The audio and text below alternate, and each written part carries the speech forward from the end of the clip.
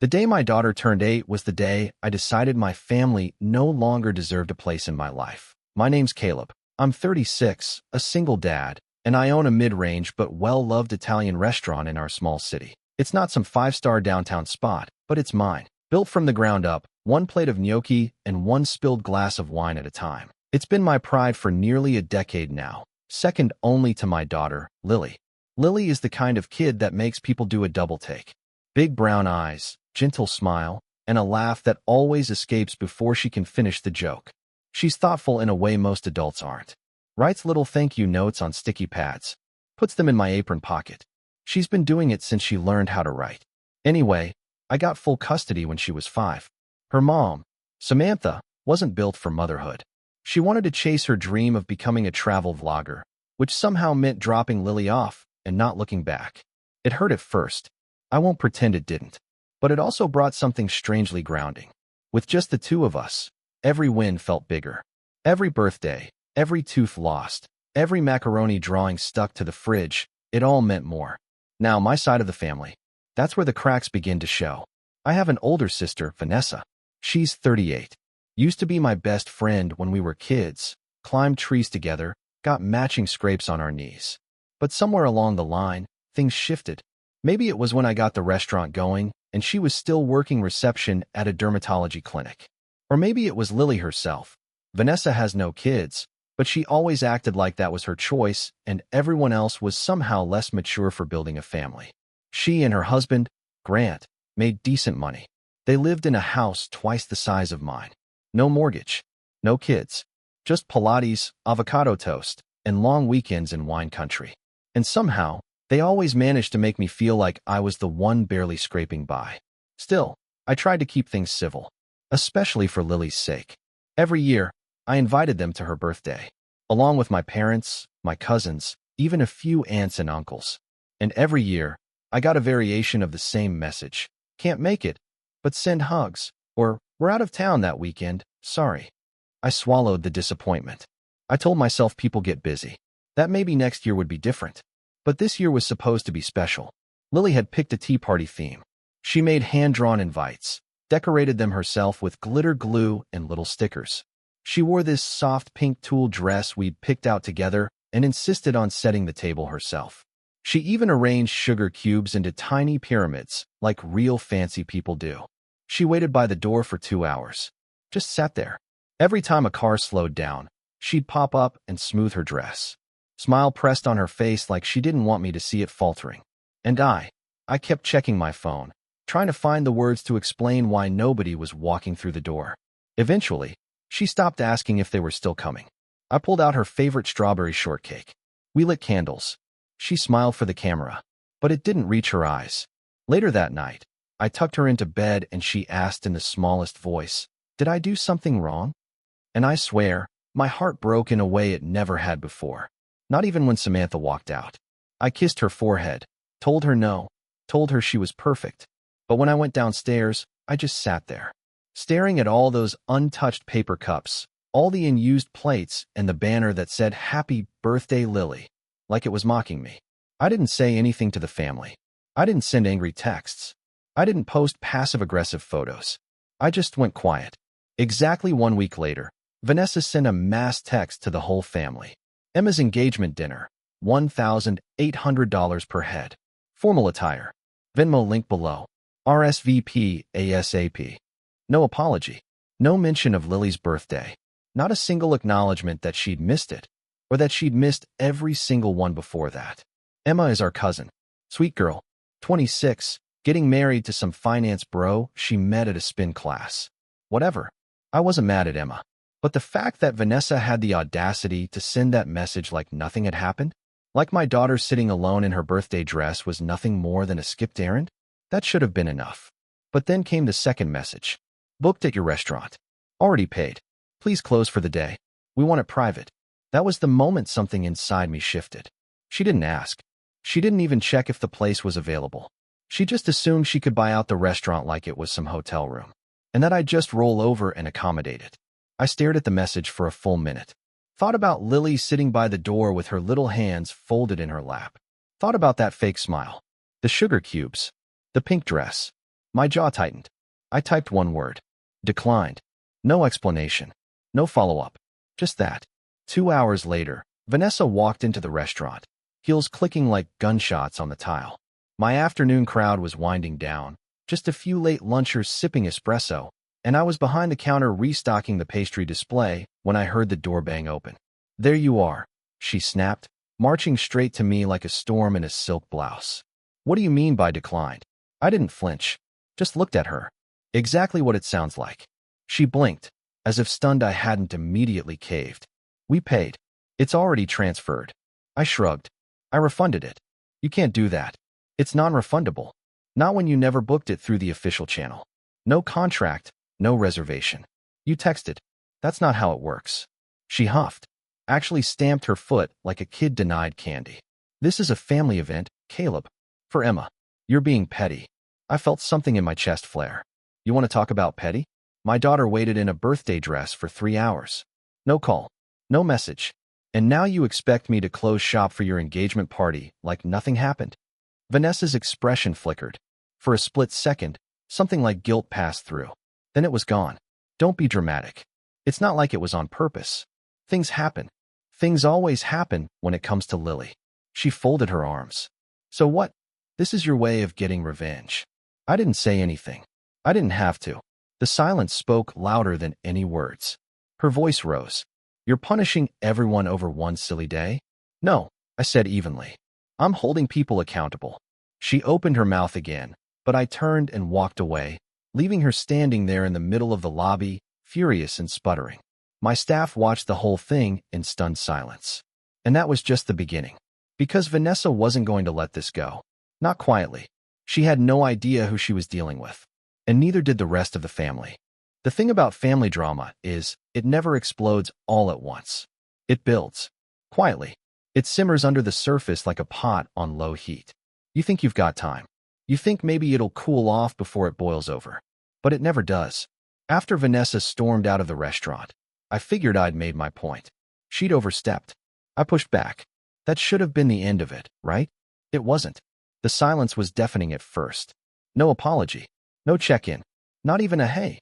What happened at the restaurant? From my parents. Just a quiet group effort to pretend none of it had occurred. I thought maybe they were embarrassed. Maybe they just didn't want to take sides. But then I saw the Instagram posts. Emma's engagement dinner had gone ahead. Just not at my restaurant. They'd booked a sleek little rooftop spot across town. White drapes, twinkle lights, charcuterie boards shaped like hearts. All of it captioned with things like, when family comes together, magic happens, and wouldn't have been possible without our amazing Vanessa. And the kicker? Emma tagged me in one of the photos. I stared at my phone for a long time. Just stared. Lily was beside me on the couch, practicing her cursive with a sparkly pink pencil. She leaned her head against my arm like she always does when she senses I'm upset. I didn't say anything. Just locked the phone and set it face down. The next week, I got a voicemail from my mom. Hi, sweetheart. Listen, I hope you're not still upset. Vanessa told us about the mix-up. It's just been such a hectic time for everyone, and I know Lily's birthday meant a lot, but we can't dwell on every little thing. Okay. Anyway, don't forget, the family beach trip is next month. We're renting the usual place. You and Lily should definitely come. Love you. Every little thing. That stuck with me. It was never we're sorry. Never we should have been there. Just a gentle push to let it go. Move on. Show up for the next family photo on the beach like nothing ever happened. My family had this way of smoothing over their mistakes with soft words and big smiles. If you brought up the past, you were dramatic. If you asked for accountability, you were being negative. But for Lily, I agreed to go. Not because I wanted to. Because she deserved to feel included. She talked about it for days. She remembered the sandcastle contest from last year. The late-night Esmo race. The time she saw a crab and screamed so loud the whole boardwalk stared. She asked if her cousins would be there. I didn't have the heart to tell her those same cousins didn't even text her happy birthday. The beach house was a massive 2-story rental near the dunes. All white paneling and wide decks. When we arrived, Vanessa and Grant were already there, drinks in hand, sunglasses on, looking like a magazine ad. My parents were seated in those striped folding chairs they always bring, and a few other relatives were gathered around the grill, laughing at some inside joke I was never part of. Lily ran ahead, a blur of pink shorts and bare feet, calling out greetings. She didn't notice the way some of them only half-waved back. I followed with our bags, forced a smile, and told myself to get through the weekend. That night, we did hot dogs and burgers. The kids watched a movie upstairs while the adults played cards on the porch. I stayed mostly quiet, just listened, and that's when I started noticing things. The way Vanessa steered every conversation back to herself. The way my parents nodded along, proud of her stories, but barely asked me a single question. At one point, she brought up her work gala, and my mom clapped her hands and said, "We're so proud of you, honey. You really have your life together." That stung more than I wanted it to. The next day, I took Lily out for ice cream, just the two of us. We walked the boardwalk, got sticky hands, watched some street performer do magic tricks. I let her get a second scoop. She was glowing. When we got back, everyone was gathered on the deck. Vanessa stood in the center, beaming. She held up a small velvet box and announced, "Grant and I have news." People started clapping before she even opened it. She pulled out a tiny white pair of baby shoes. My stomach dropped. "I'm pregnant," she said. Finally, there was a chorus of cheers. My mom actually teared up. My dad hugged her like she'd just won the lottery. It was like the air itself shifted. Suddenly, she was the golden child again, but now with a future grandbaby to seal the deal. And me? I was invisible. I don't know what I expected. Maybe some acknowledgement that Lily existed, that their other grandchild was standing right there, holding my hand. But all I got was a side glance and a week. Oh, and of course Lily will be a great cousin. The rest of the evening was a blur. They toasted to Vanessa. They made plans for the baby shower. My mom started rambling about nursery colors. My dad offered to help renovate the guest room into a nursery. No one even asked Lily if she wanted more juice. That night, I sat alone on the balcony after everyone went to bed. Lily was asleep beside me, curled under a blanket, her cheeks sunburnt and her lips slightly sticky from marshmallows. I watched the waves in silence, and I made a decision. I wasn't going to let them keep doing this to her. Not again. Not for the next birthday. Not for the next family trip. I was done playing nice. But the real breaking point? That came the following morning. We'd agreed to take a big group photo on the beach. Vanessa insisted on it. Everyone dressed in coordinated whites and blues. Lily wore her favorite sundress, yellow with little daisies. I told her she looked like sunshine. As we all gathered near the dunes, a photographer my uncle hired started directing us. "Okay, let's do a big family shot first. Parents, siblings, kids, all of you." We arranged ourselves. I stood with Lily in front of me, my hands on her shoulders. And then Vanessa stepped in. "Actually, can we just get the immediate family for this one first? Like, Mom, Dad, me, Grant. You know, blood family." She said it so casually, like it didn't mean anything, like it was just for symmetry. I stared at her. Then I looked at my mom, and she looked away. No one said anything. The photographer hesitated. Sure, whatever you want." Lily tugged my sleeve, confused. "Why are we moving, Daddy?" I crouched beside her, swallowed the knot in my throat. "They just want one without us, sweetie. It's okay. But I'm family," she said quietly. And in that moment, I think something inside me shattered. Because she was family. She was my daughter. The only good thing to come out of a broken marriage. The reason I worked 12-hour shifts. The reason I kept going when everything else fell apart. And these people, the ones who were supposed to love her unconditionally, were treating her like an extra, like a plus one.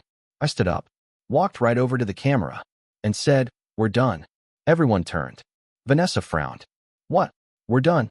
I repeated. "Lily and I are leaving. You can take all the pictures you want without us." My mom stood up, panicked. "Caleb, don't make a scene." "No," I said louder this time. "I'm not making a scene. I'm making a choice." Vanessa scoffed. "Oh, come on. Don't be childish." I laughed. Actually laughed. "Childish? You excluded my daughter from a birthday, from a dinner, and now from a photo. She's 8, Vanessa. What's your excuse?" Silence. Real silence this time. No one moved. No one defended me. Not even my dad. I turned to Lily, picked her up, and said, "Let's go get pancakes." She nodded, wrapping her arms around my neck. As we walked away, I heard Vanessa mutter something behind us. Couldn't quite make it out. But I didn't care.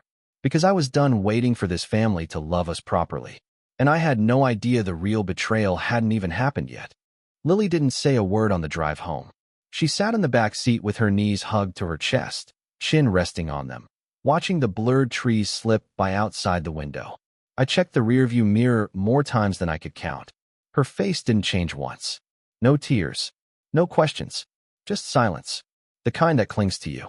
When we got home, I made her favorite breakfast for dinner, banana pancakes with extra chocolate chips and whipped cream shaped into a smiley face. She picked at it for a few minutes before finally asking, "Why doesn't Aunt Vanessa like me?" I sat down across from her, completely still.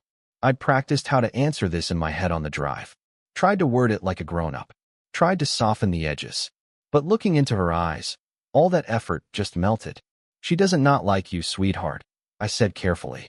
"She just doesn't always understand how to treat people the right way." Lily stared at her plate. "She treats Emma nice. And everyone else." I nodded slowly. "Yeah, she does. But that's not because of anything you did. You've never done anything wrong." She looked up, her voice so small it nearly broke me. "I don't think I want to see them anymore." That's when I knew I'd made the right choice. The weeks after the beach trip were quiet. Too quiet. No one reached out. Not to me. Not to Lily. No check-in. No, "Are you okay?" Not even from my parents. You'd think if a family member stormed off mid-vacation, someone would call. But in our family, silence was the punishment. They didn't yell. They didn't argue. They just erased you from the picture. And truthfully, that hurt more. I started second-guessing myself. Was I overreacting? Had I made it worse than it was? Should I have stayed quiet for Lily's sake? It didn't help that the restaurant was struggling.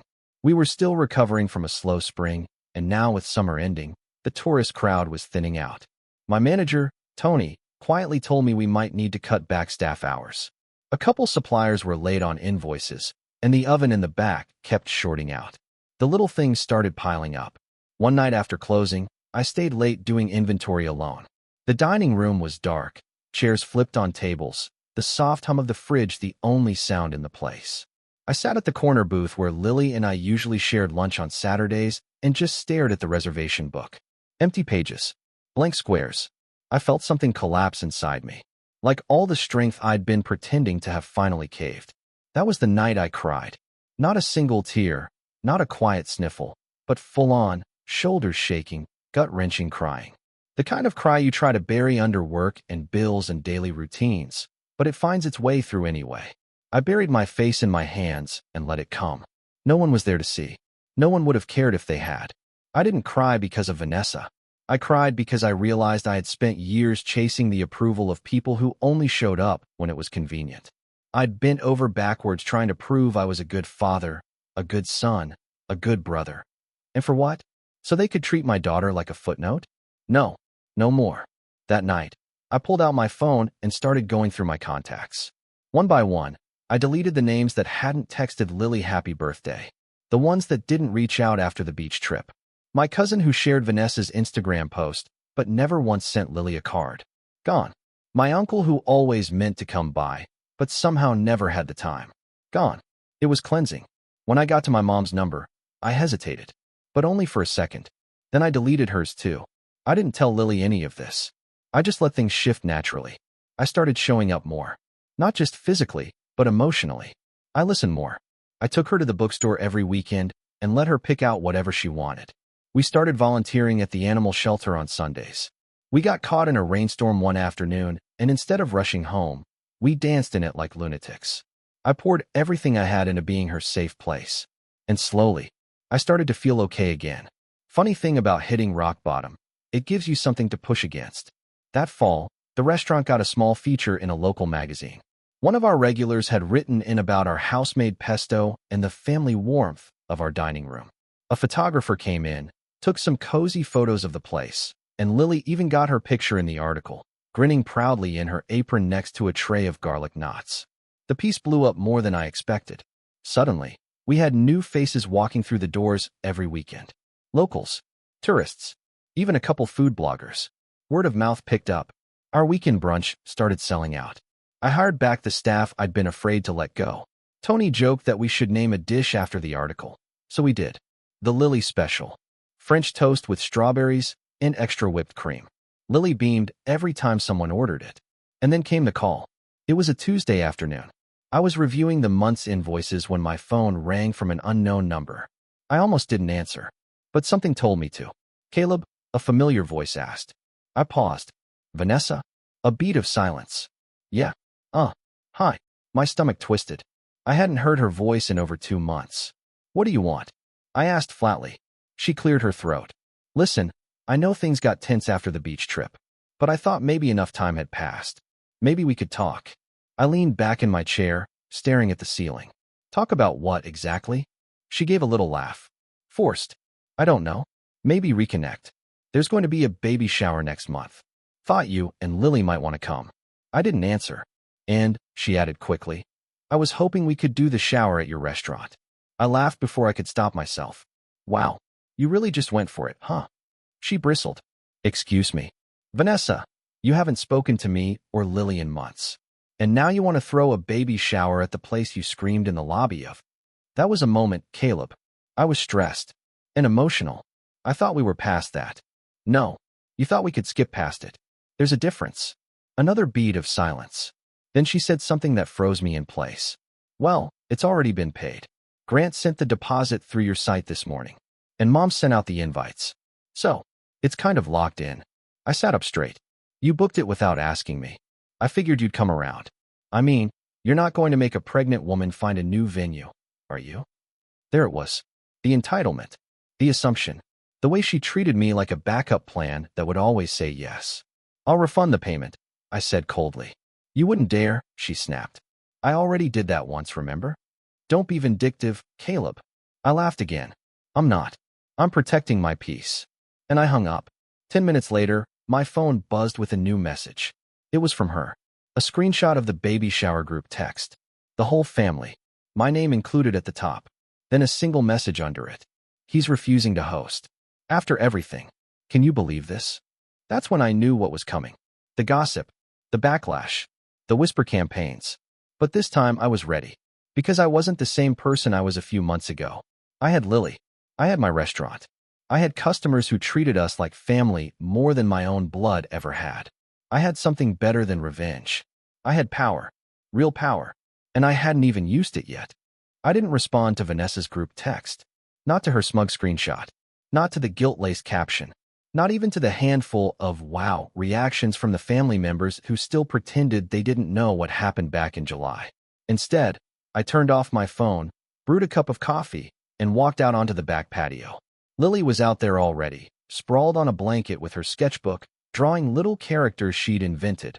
Half princess, half space explorer, with rocket boots and glittery crowns. She looked up, squinting at me in the late afternoon sun. You okay? She asked. Better than I've been in a while, I said, sitting beside her.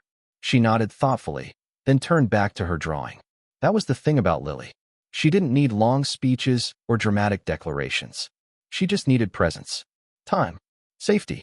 I'd spent too long trying to create that despite my family. Now, I was ready to create it without them. But first, I had a few things to take care of. The next morning, I called Tony into the office before the lunch rush. Close the restaurant on the 22nd, I said, flipping open the scheduling calendar. He raised an eyebrow. You sure? That's a Saturday. We've got 5 reservations in already. I'll personally refund each of them and comp them a free dessert voucher for the inconvenience. He leaned on the edge of the desk. What's going on? I met his eyes. Family wants to host an event here. I'm going to let them think they still are. He stared at me for a beat, then grinned. You evil, beautiful man, he said, and clapped me on the shoulder. The plan was simple. Let Vanessa walk herself into the trap. I spent the next 2 weeks preparing, not in some cloak and dagger, theatrical way. Just small, intentional steps. Every move designed to look like I wasn't planning anything at all. First, I let the baby shower booking stay live on the site. Technically, Grant had sent a deposit, but through the general event form, not a confirmed contract. That gave me a legal and moral out, and I made sure to keep every detail in writing. A simple, professional email went out to him confirming receipt and stating, date not finalized until venue contract is signed. Pending. He never responded. Second, I got in touch with my cousin Ryan. Ryan was the only relative I hadn't cut off after the beach incident. He was younger, mid-20s, kind of a black sheep. He worked freelance video editing gigs, rode a beat-up motorcycle, and showed up to every family function in band t-shirts. The kind of guy the aunts whispered about, but secretly liked more than they'd admit. Ryan had seen through Vanessa years ago, called her CEO of fake smiles. He also happened to owe me a favor. I'd helped him land a catering job once when he was broke. He never forgot it. "Yo," he said when I called.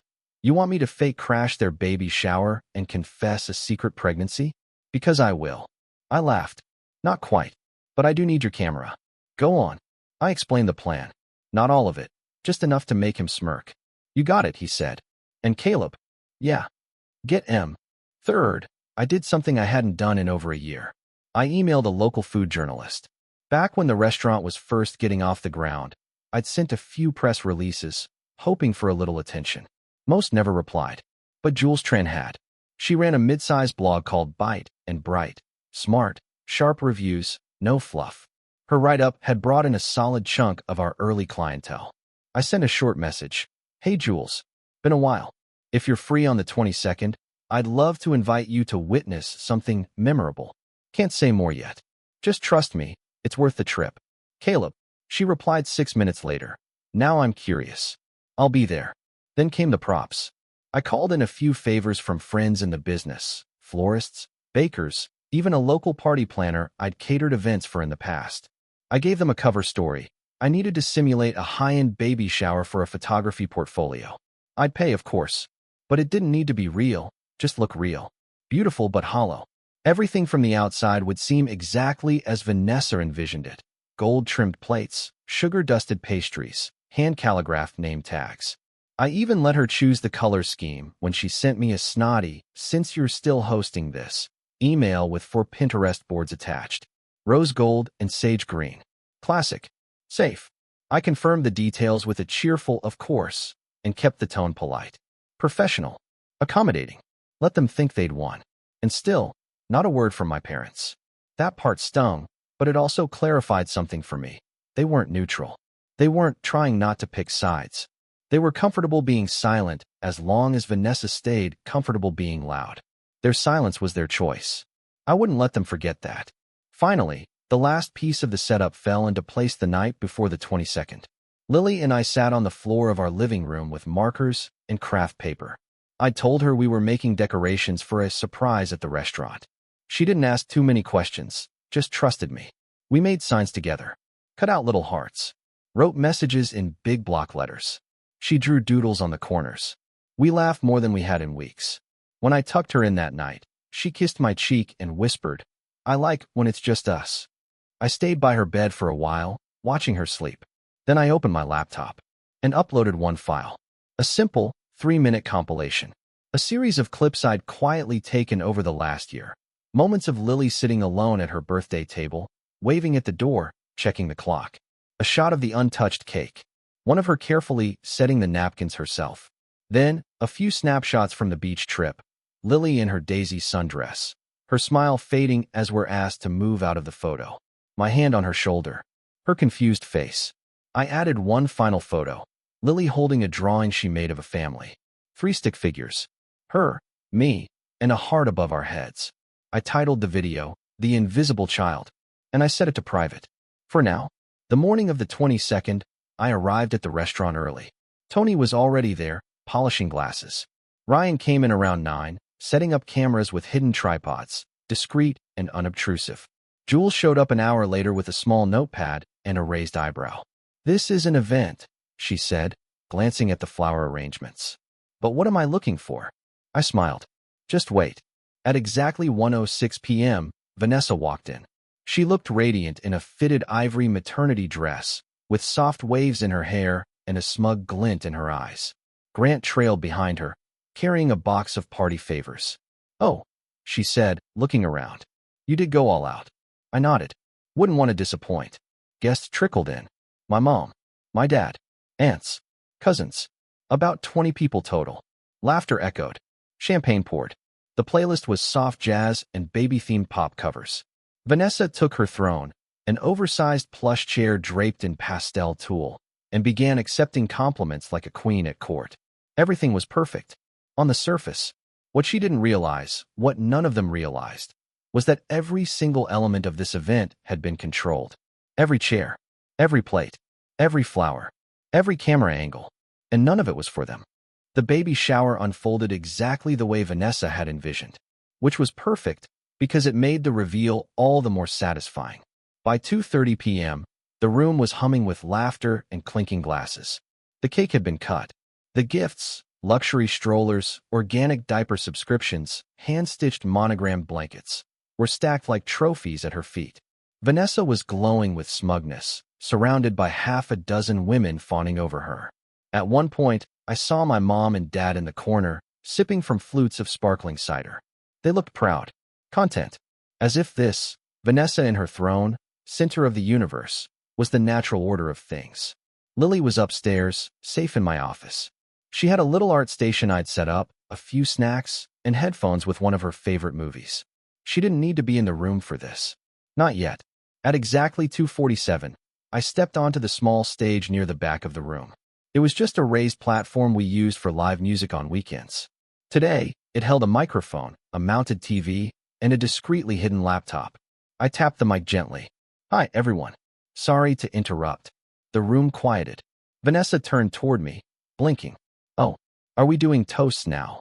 "Something like that," I said, smiling politely. I saw Ryan in the corner, camera rolling. "I just want to take a quick moment," I continued, "to thank you all for coming today, and to say, truly, it's been a pleasure hosting you." A few nods, smiles. Someone clapped politely. "But before we continue," I said, "I thought we'd take a quick look at something. A short video. Only a few minutes." I gestured to the screen behind me. Vanessa tilted her head. "What video?" I didn't answer. I just tapped the laptop. The screen lit up. It opened with soft piano music and a date in the corner. July 12th, Lily's 8th birthday. The first clip played. Lily, in her birthday dress, adjusting her little handmade banner, smoothing her curls nervously. The next clip showed her sitting by the door, looking out the window, legs swinging. Clip after clip rolled, her checking the time. Her staring at the empty driveway. The cake sitting untouched. A quiet sob echoed from the speakers. Her own voice, almost inaudible. "Maybe they're just late." Then came a photo of the cake. Still whole. A pink candle unlit. Then the next scene, the beach house. A wide shot of the group gathered on the sand. Everyone in white and blue. Vanessa standing in the center.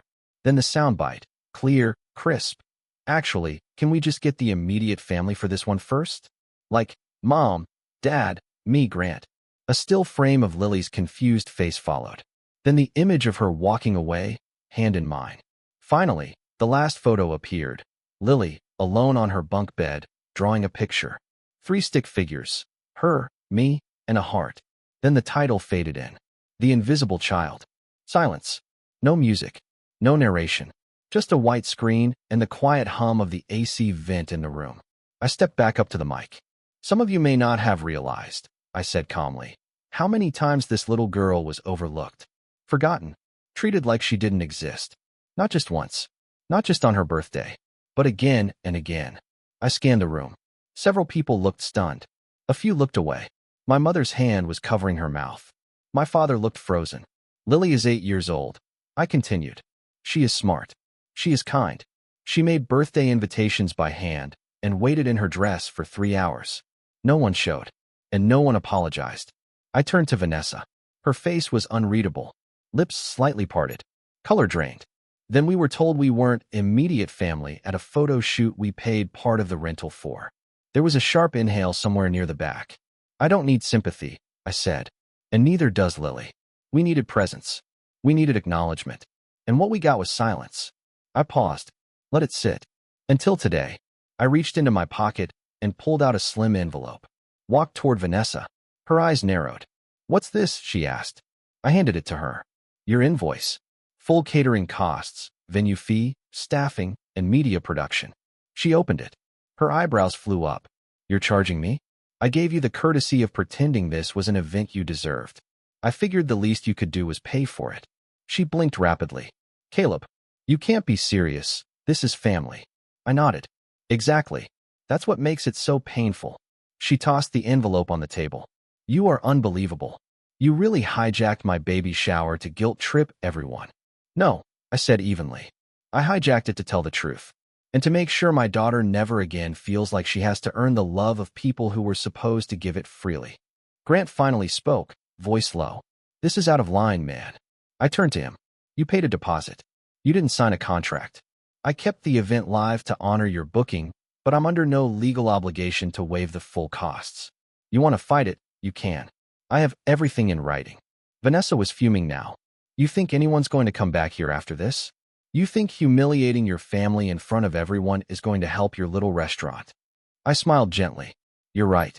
I turned to the crowd. I don't expect everyone to understand or approve. But if even one person here sees Lily a little differently now, if even one of you chooses not to be silent next time, you're welcome at my table. If not, well, then I guess this restaurant just got a little quieter. I walked off the stage. The silence was deafening. And then, Ryan clapped. Slow, deliberate. Then Jules. Then a couple of others. By the time I reached the kitchen, half the room was applauding. The other half was staring holes into their napkins. I didn't care either way, because Lily was waiting for me upstairs. When I walked into the office, she looked up from her drawing. All done. I nodded. All done. Can I come down now? Soon, I said. Just need to clear a few things. That night, after the event, I posted the video on the restaurant's official page. Captioned it with, "Not all families are created equal, but some truths deserve to be told." It went viral. Within 24 hours, it had over 200,000 views. People flooded the comments. Parents, teachers, even strangers, sharing stories of kids who'd been treated like afterthoughts. Orders at the restaurant tripled. We had to set up a waiting list. Customers asked to meet Lily. Some brought her little cards, toys, even thank you notes. And as for the family, my parents showed up a week later. They didn't make it past the front door. Tony stopped them gently and said, "Reservations only." Vanessa tried calling. I blocked her. Aunt Mel emailed. I never opened it. I had nothing left to say. Some bridges don't burn. They rot. And the only way forward is without them. Lily and I went on a weekend trip shortly after. Just the two of us. Mountains. Cozy cabin. Hot cocoa. She brought her sketchbook and started drawing new characters. One of them looked suspiciously like me, with a chef's hat and a shield. "What's that?" I asked. She grinned. "It's a knight. He protects the people who matter." I looked out at the pine trees, the sky turning pink with dusk. "I like him," I said. We sat in silence for a while. Then she looked at me and said, "Are we going to be okay now?" I nodded. "We already are." And that was the last time I ever let someone treat my daughter like she was invisible.